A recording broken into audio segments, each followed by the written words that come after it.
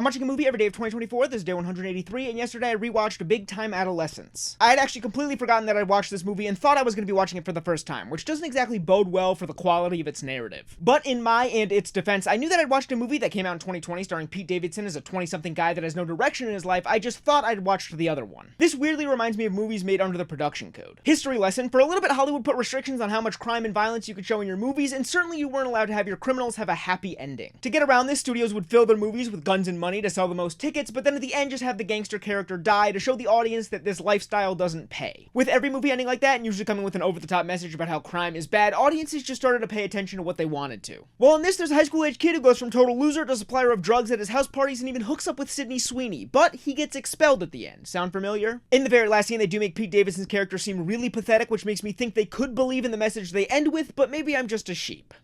3 stars.